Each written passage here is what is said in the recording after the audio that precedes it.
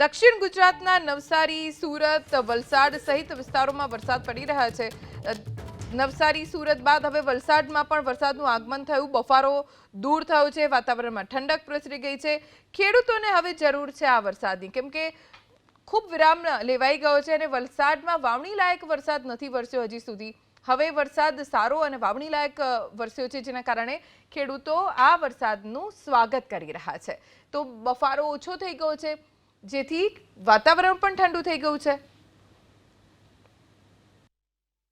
વલસાડ તાલુકામાં સાર્વત્રિક વરસાદ પડી રહ્યો છે। જે વરસાદની રાહ જોવામાં આવી રહી હતી એ પ્રકારે આ વરસાદ પડી રહ્યો છે। વલસાડ વરસાદ માટે જ વખણાય છે અને ધોધમાર વરસાદ જ્યારે અહીં પડતો હોય છે ત્યારે એનો નજારો જે હોય છે એ કંઈક આવો હોય છે। છેલ્લી 10 મિનિટથી સતત ધોધમાર વરસાદ પડી રહ્યો છે, નહીંતર સ્કેટર્ડ રેઇન એટલે કે થોડીવાર વરસાદ પડે અને ખેંચાઈ જાય તેવી સ્થિતિ હતી, પરંતુ હવે આ ધોધમાર વરસાદ પડી રહ્યો છે। સાથે વાતાવરણની અંદર પણ જે પ્રકારના ફેરફાર આવી રહ્યા છે। દરિયાની નજીક કોઈને પણ જવાની ના પાડવામાં આવેલ છે। દમણ પ્રશાસન દ્વારા તો દરિયા કિનારા પર 144ની કલમ લાગુ કરી દેવામાં આવી છે।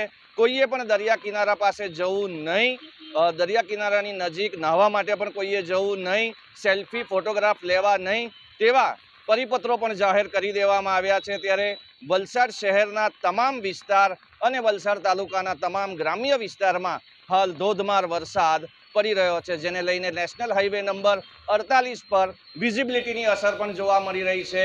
તો જે ટ્રાફિક છે એ પણ હવે ધીરું થઈ રહ્યું છે।